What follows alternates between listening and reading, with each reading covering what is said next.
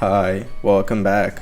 Recently I got a Chromebook since I moved for college and I can't take my PC with me every time I visit home, so I figured I would test out what it can do in terms of editing, in case I ever needed to edit a short or a video. In this video I took the challenge of making a Just Dance mashup in CapCut, since that's probably the best thing you can use on Chrome OS. Starting this, I didn't know what to expect since I had never used CapCut prior to this, but it seemed obvious that I would need to prepare some things on my actual PC. Like make some green screen extractions, shout out to my friend Aniam for helping with files, gathering the pixels for set extractions and other miscellaneous files. Everything was uploaded to a drive folder and I could start editing. I first started with the choreo, which was fairly easy to make since I only used 2 extractions, so nothing too rocky about that. Then I moved down to the picto bar, which at first I wanted to fully animate, but you can separate the width and the height in the scale adjustments from what I saw, so I threw that out the window and only animated the beating gradient.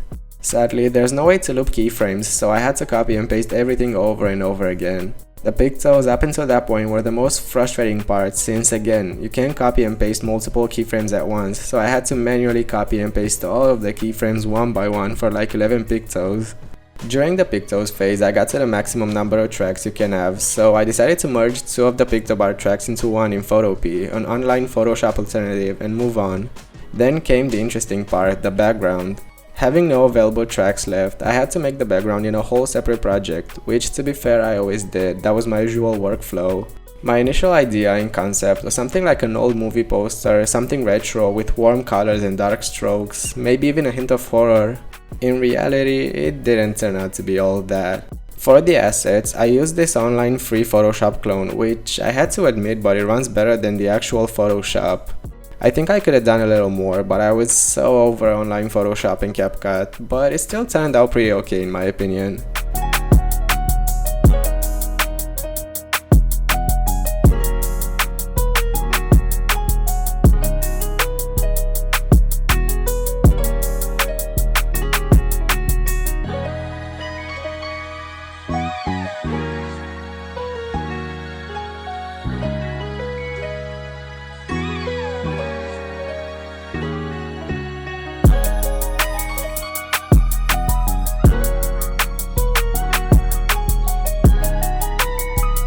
Now it's time to see how it turned out.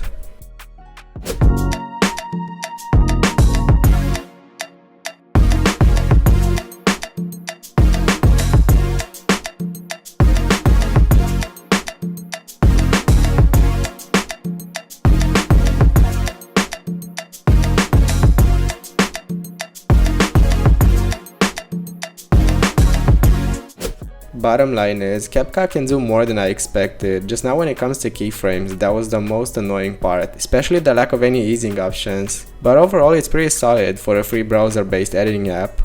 And that was it. I hope you enjoyed this video, thanks for watching and I'll see you next time, bye!